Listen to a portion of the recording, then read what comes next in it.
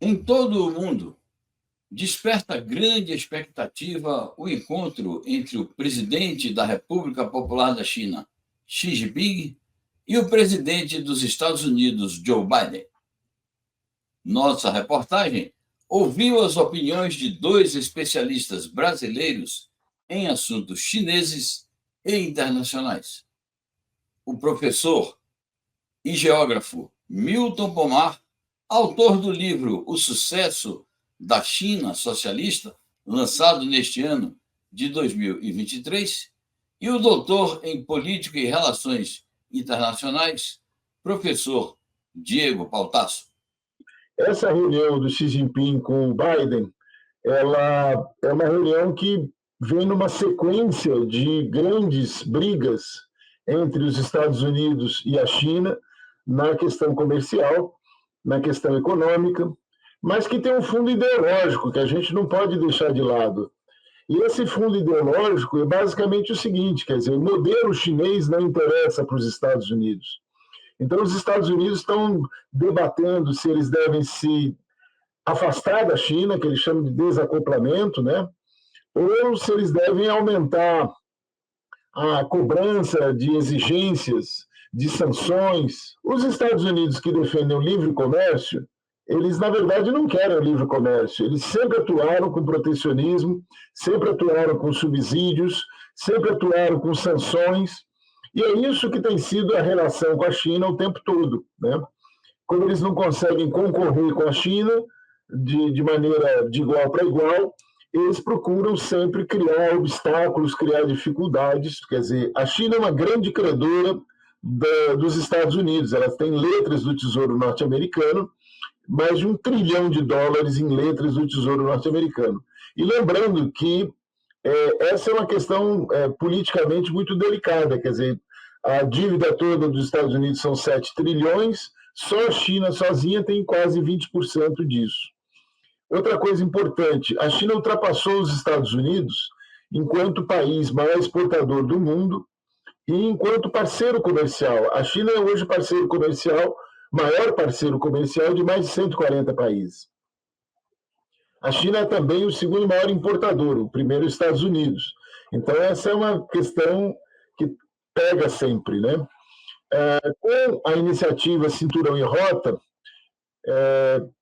que a gente chama popularmente de Rota da Seda do século XXI, a China está também crescendo muito em termos comerciais no mundo inteiro, né? Ela está se conectando de diversas maneiras com países do mundo inteiro, e isso também coloca os Estados Unidos numa situação de desvantagem.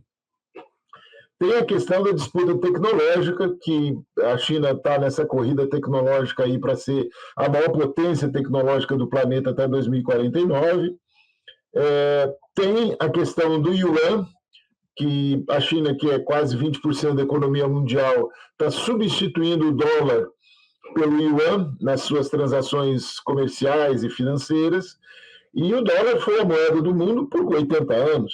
Então, com isso, também os Estados Unidos saem perdendo, né? Tem a questão dos investimentos estrangeiros diretos, que a China continua tentando atrair investimentos do mundo inteiro e, ao mesmo tempo, é a maior investidora no mundo inteiro também, né? Tem a questão do Made by China e Made in China, quer dizer, a China procura cada vez ter mais empresas chinesas produzindo e exportando, e isso vai diminuindo o espaço também das empresas norte-americanas que estão instaladas na China.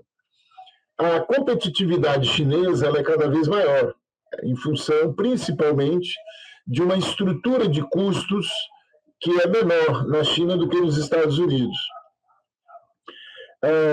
E o mercado chinês, o mercado consumidor chinês, que é o maior mercado consumidor do mundo, não pela população, mas pelo tamanho não pelo tamanho da sua população, mas pelo poder aquisitivo da sua população, que aumentou muito nos últimos anos, e isso coloca para os Estados Unidos um interesse muito grande nesse mercado, né?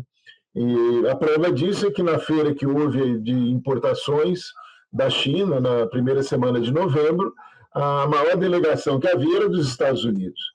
Então, eu acho que é importante a gente ter presente que nessa possível conversa do Xi Jinping com o Biden sobre as questões econômicas e comerciais, são muitas questões que estão em jogo e que, no caso da China, ela prefere preservar as relações com os Estados Unidos, porque ela entende que é mais importante os Estados Unidos estarem dentro do processo comercial e econômico do mundo do que à margem desse processo, no qual a China cada vez está com maior poder de barganha e num crescimento constante, né? A reunião entre Xi Jinping e Biden, que se avizinha à margem da cúpula da APEC, a ser realizada nas próximas semanas, é um sinalizador dos desdobramentos do relacionamento entre as duas principais potências da contemporaneidade. Do lado chinês, há uma tentativa aberta em seus discursos de restabelecer as relações entre os dois países no mais alto nível, normalizando a relação entre os gigantes e, ao mesmo tempo, né, como uma variável determinante para o desempenho e a governança mundial. Do lado americano, desde Barack Obama, com o seu conceito de pivô da Ásia, há uma escalada crescente da rivalidade e dos discursos anti-chineses, né, do qual resultou a própria guerra comercial e uma escalada de medidas e ações voltadas a conter e a retalhar a economia chinesa. Os resultados da guerra comercial, contudo, têm sido decepcionantes. A China continua com superávit comercial da ordem de 400 bilhões de dólares diante da economia americana. Além disso, durante o governo Trump, foi desativada a participação americana no TNP, que era no TPP, que era o acordo de integração regional para a Ásia proposto por Obama, e, de outro lado, a China assinou o RCEP, que é o maior acordo comercial do mundo. O que a gente assiste é a China exercendo um grande papel gravitacional do ponto de vista econômico com os países da Bacia do Pacífico, enquanto os Estados Unidos perdem importância relativa.